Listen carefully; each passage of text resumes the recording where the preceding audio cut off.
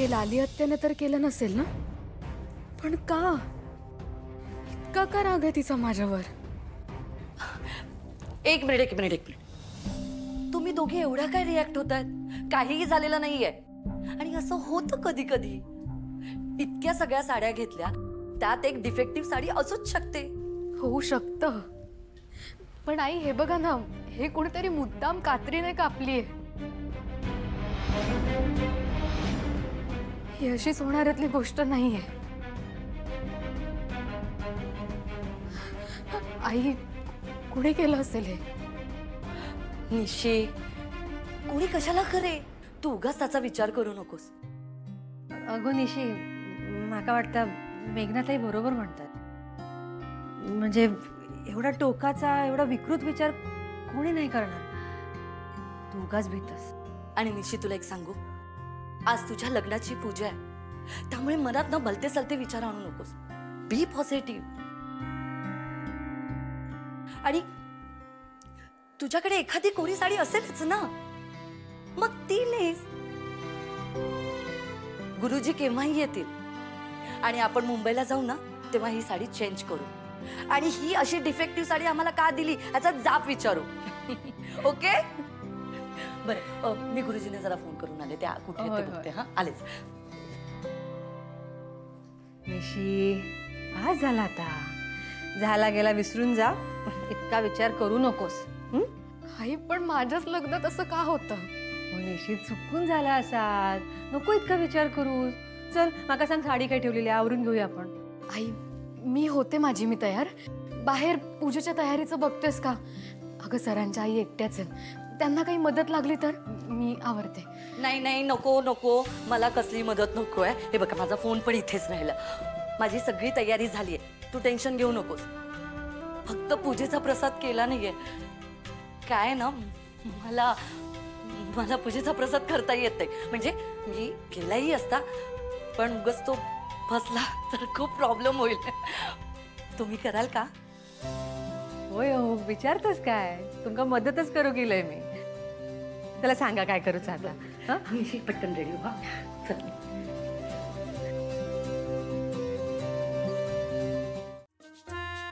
ते माझ्या तोंडून कधीतरी निघाले होते असं मला वाटतंय. असू दे, हा असू दे, ता काय पण असू दे, पण माका चारू ना आपल्या श्रीनूसाठी पसंत हा. वा वा वा, हे छान असतं तुझं लाली. म्हणजे कधी तळ्यात तर कधी मळ्यात, हे असं का असतं ग तुझं? तेव्हा मंजू वहिनीला काय काय बोललीस? ही अशी ही तशी, आणि आता का ग येतोय पुळका तिचा? आता मागचा सगळा विसराव हा. आता ना जरा वेगळा हा. आता माका ना तुमची मदत हवी हा. माझी मदत? लाली, उगाच मला नसत्या गोत्यात अडकवू नकोस हा. अहो तसा नाही, आधी माझं ऐकून तरी घ्या. आता मी ना आई आणि दादाकडे या दोघांचा विषय काढतलंय हा. पण तेव्हा ना तुम्ही माझ्या होला हो करा, म्हणजे मिळवला सगळा हा. काहीतरी वेगळं सांगितलं असतंस ना, तर मला काहीतरी वेगळं वाटलं असतं.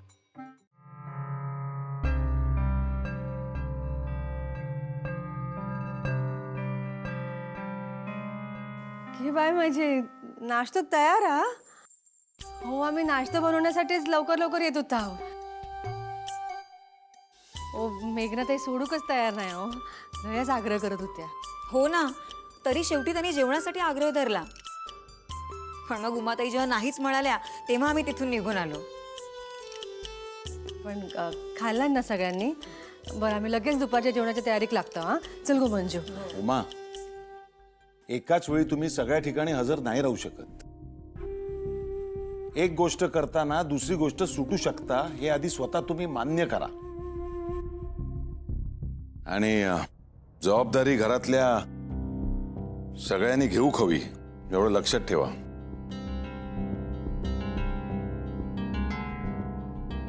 आई येते येते हो.